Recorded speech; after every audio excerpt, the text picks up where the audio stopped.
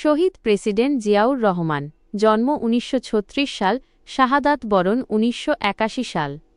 শহীদ president Ziaur Rahman ছিলেন বাংলাদেশের একজন বীর মুক্তিযোদ্ধা, প্রাক্তন সেনাপ্রধান এবং অষ্টম রাষ্ট্রপতি। তিনি বাংলাদেশ জাতীয়তাবাদী দল বিএনপি এর প্রতিষ্ঠাতা। নিচে তাঁর সংক্ষিপ্ত জীবনী তুলে ধরা হল।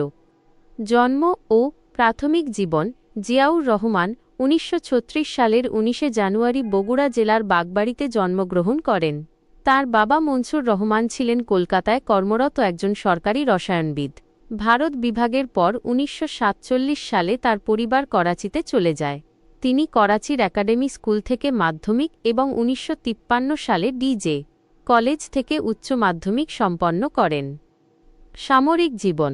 ১৯৫৩ সালে তিনি পাকিস্তানের সামরিক বাহিনীতে যোগ দেন এবং ১৯৫৫ সালে সেকেন্ড লেফটেন্যান্ট হিসেবে কমিশন লাভ করেন।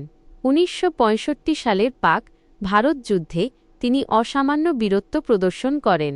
১৯৭০ সালে তিনি মেজর পদে উন্নীত হন এবং চট্টগ্রামে ৮ম ইস্টবেঙ্গল রেজিমেন্টের সেকেন্ড ইন কমান্ড হিসেবে দায়িত্ব পালন করেন। মুক্তিযুদ্ধ ও স্বাধীনতার ঘোষণা। ১৯৭১ সালের ২৫শে মার্চ কালরাতে পাকিস্তানি বাহিনীর বর্বরোচিত হামলার পর জিয়াউর রহমান বিদ্রোহ ঘোষণা করেন। ২৭শে মার্চ ১৯৭১ চট্টগ্রামের কালুরঘাট বেতার কেন্দ্র থেকে তিনি বঙ্গবন্ধু শেখ মুজিবুর রহমানের পক্ষে স্বাধীনতার ঘোষণা পাঠ করেন। রণাঙ্গন। যুদ্ধের সময় তিনি সেক্টর ১ এবং পরে সেক্টর ১১ এর অধিনায়ক ছিলেন। তার পরিচালিত ব্রিগেডটির নাম ছিল জেড ফোর্স।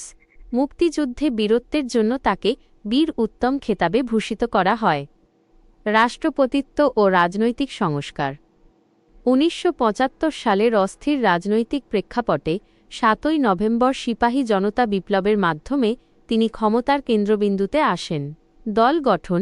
১৯৭৮ সালের ১ সেপ্টেম্বর তিনি বাংলাদেশ জাতীয়তাবাদী দল বিএনপি প্রতিষ্ঠা করেন। উন্নয়ন কর্মসূচি। তিনি ১৯ দফা কর্মসূচির মাধ্যমে কৃষি বিপ্লব, খাল খনন এবং শিল্পায়নে জোর দেন। সার্ক দক্ষিণ এশীয় আঞ্চলিক সহযোগিতা সংস্থা বা সার্ক গঠনের মূল উদ্যোক্তা ছিলেন তিনি। জাতীয়তাবাদ। তিনি বাংলাদেশী জাতীয়তাবাদ দর্শনের প্রবর্তন করেন। শাহাদাত বরণ। ১৯৮১ সালের ৩০শে মে চট্টগ্রাম সার্কিট হাউজে এক ব্যর্থ সামরিক অভ্যুত্থানে তিনি কতিপয় সেনাসদস্যের হাতে নিহত হন। ঢাকার শেরেবাংলা নগরে অবস্থিত তার মাজার বর্তমানে একটি গুরুত্বপূর্ণ জাতীয় স্থাপনা। দ্রষ্টব্য।